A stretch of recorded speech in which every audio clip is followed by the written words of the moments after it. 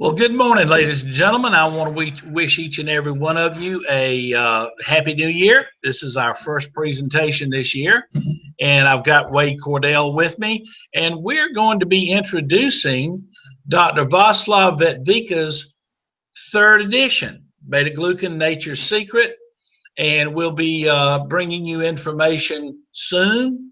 I want to encourage you to go to the Vita site, vitawithimmunity.com. Make sure that you have registered on that site so that when we send out announcements like this new book, that you'll be on the list and you'll be early in the mix. And just about everybody that we talk to, we say, look, there's never a situation when it's not good to help support the immune system.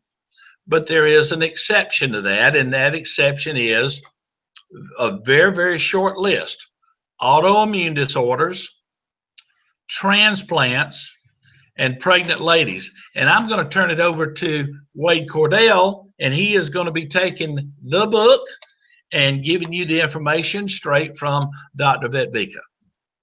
Thank you, AJ. And guys, I actually got this book this week and started reading it, and it's, to me, AJ, it's a whole lot simpler to read this book than any of the other books he's published in the past.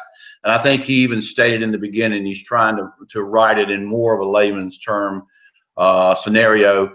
But one of the things that I'm finding more and more happening to me is that a lot of folks are having their doctors tell them this is an autoimmune disease. And AJ, I'm convinced that if they don't know what it is, they just call it autoimmune.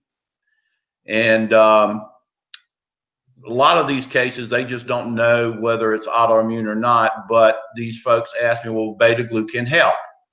Well, in the book that Dr. Vetvika just published, his third edition, on page 140, you have all the negative effects. It's chapter 21, and there's not very many negative effects. But on page 143, AJ, I was reading there about autoimmune and when you need to be careful. And in bold, he puts, therefore, these people with autoimmune should never consider taking beta-glucan or any type of glucan in any form. And I thought today would, as we go through the book over the next weeks, that today would be a very good day for you to quickly tell folks about autoimmune versus what's not considered autoimmune. Well, you're right, Wade. And like you say, the book goes into, the general statement. We just don't recommend our product, nor should any product that stimulates or further activates the immune system in the face of an autoimmune disorder. Now, auto refers to self. The primary cardinal rule, if you please, of the immune system is to do self no harm.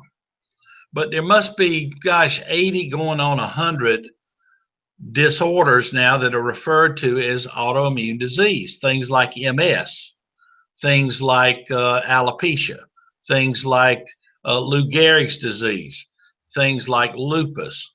Again, a long, long list. And they all have general things in common, but the problem is we don't know specifically what causes any of these. There's some great theories. The arguments are convincing, but we just don't know what causes them. So it's very, very frustrating. Standard of care, therefore, when you go to your medical doc, is we've got to shut the immune system down. We got to shut it off. So they'll be giving things like steroids.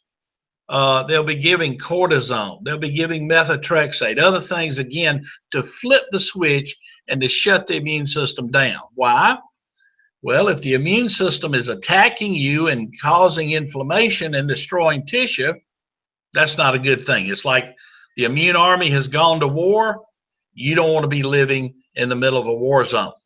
So it's just prudent. Now, keep in mind now, there's absolutely no evidence that our product causes harm. In fact, in all the research in general, it actually shows that our product is is modulatory. It actually helps to down regulate in some cases inflammation. But there's just not been enough research in the area of autoimmune disorders for us to say emphatically it's completely safe. If you've got other issues, let's say somebody says they have cancer, no problem. Somebody says they have an infection, no problem. Somebody says that they're going under the knife for an operation. Certainly support of the immune system in all of these and most other cases are the way to go. But again, the general areas of autoimmune disorders, pregnancy, and transplants, or otherwise known as grafts, we do not recommend our product. And there you go. Try to get them to eat the good foods, stay away from the bad foods, get the appropriate exercise, get the proper rest, deal with stress, all the things that we know we're supposed to be doing anyway. Wade, with that, are there any other points, comments you'd like to make? No, I think you really answered that for us. But I think over the next couple of weeks, AJ, maybe we can take this book and take some of the highlights of each chapter and begin a series just talking about where they can find answers so that they don't have to burn up your phone line and my phone line. They can be a possessor of this book very, very soon whenever you put it on the market for purchase. And then they can find the answers. And that's what this whole series is about, I think, is educating our folks on where to get the answers. So I really appreciate your time today, AJ. Absolutely, Wade. Give my best to Maggie, and want to make sure that everybody in the upstate is safe with all this rain and snow and sleet, and Joyce, of course.